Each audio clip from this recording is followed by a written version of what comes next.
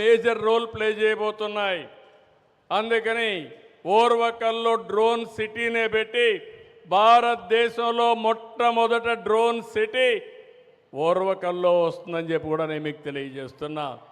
అదే ఓర్వకల్లో సెటిలైట్స్ కూడా తయారు చేయాలని ఆలోచిస్తున్నాం. గవర్నమెంట్ ఆఫ్ ఇండియా ఇటీవల ఒక నిర్ణయం చేశారు. ప్రైవేటైజేషన్లో కూడా సెటిలైట్స్ని లాంచ్ చేసే అవకాశం వచ్చింది. ఒకప్పుడు ఒక్క శ్రీహరికోటలోనే మనం లాంచ్ చేసేవాళ్ళం. ఇప్పుడు ఎక్కడైనా లాంచ్ చేసుకునే అవకాశాలు వస్తున్నాయి. దీనికి కూడా నాంది పలుకుతాం. గ్రీన్ ఎనర్జీ దేశంలో మొట్టమొదటిసారిగా ఆంధ్రప్రదేశ్లో ముందుకు పోతున్నాం. ఇప్పుడే ఇక్కడికి వస్తే ఒక డెమాన్స్ట్రేషన్ చూపించారు. గ్రీన్ హైడ్రోజన్, నైట్రోజన్, అమోనియా ఇవన్నీ కూడా చూపించారు. అవన్నీ కూడా ఆంధ్రప్రదేశ్లో తయారు చేసే పరిస్థితి వస్తుంది. ఇక్కడుండే స్టూడెంట్స్కి ఫ్యాకల్టీస్కి ఒకటే విజ్ఞప్తి చేస్తున్నారు.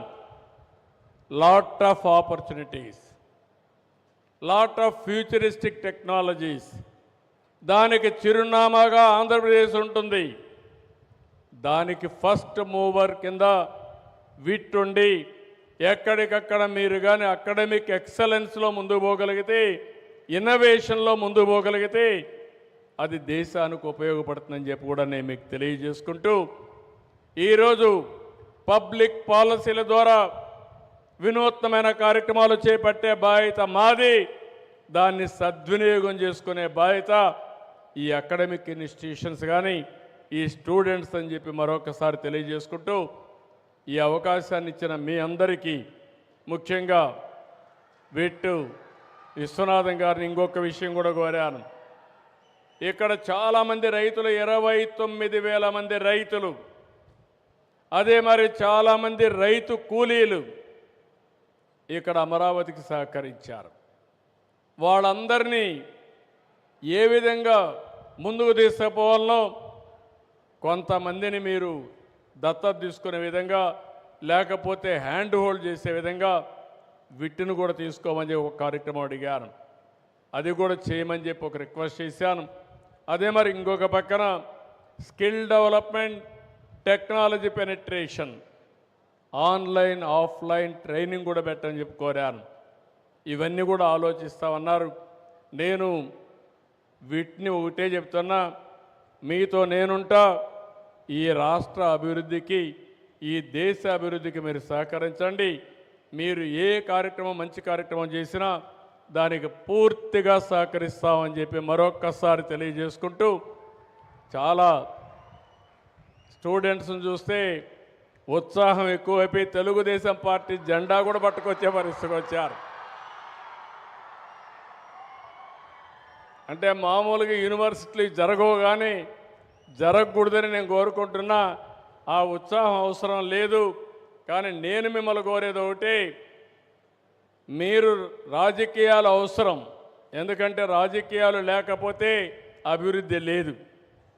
మీరు చూశారు 2019లో మళ్ళీ కానీ తెలుగుదేశం గెలుసుంటే ఈరోజు విట్టెట్టుండేదో ఒక్కసారి ఊహించుకోండి. That is power of public policy.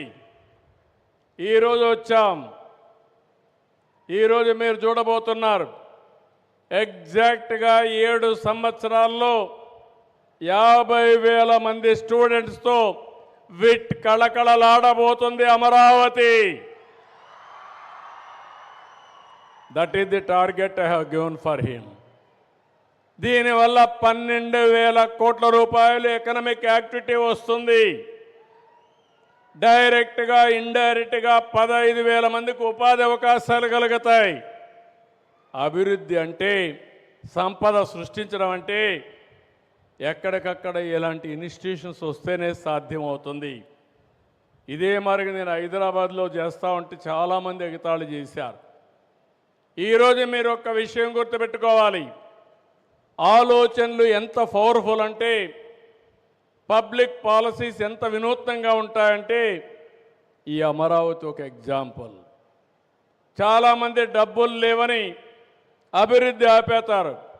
కానీ నేను ఆలోచించింది, సంపద సృష్టిస్తే ఆటోమేటిక్గా వస్తుందని ఒక వినూత్నమైన ఆలోచన ఇచ్చాను. ఆ ఆలోచనే ల్యాండ్ పూలింగ్. ఆ ల్యాండ్ పూలింగ్ వల్ల రైతులు ముందుకొచ్చారు. ల్యాండ్ మానిటైజేషన్ వల్ల అమరావతి నిర్మాణం సాధ్యమైంది. అంటే ఈరోజు ప్రభుత్వం ఒక్క పైసా ఖర్చు పెట్టే పని లేకుండా కొన్ని వేల కోట్ల రూపాయలు ఖర్చు పెట్టి ఒక నవ నగరాన్ని మనం నిర్మాణం చేయగలిగామంటే అది ఈరోజు ఈ కాన్సెప్ట్ యొక్క విలువ అని చెప్పి కూడా నేను మీకు తెలియజేస్తున్నా. రాష్ట్రంలో ఉండే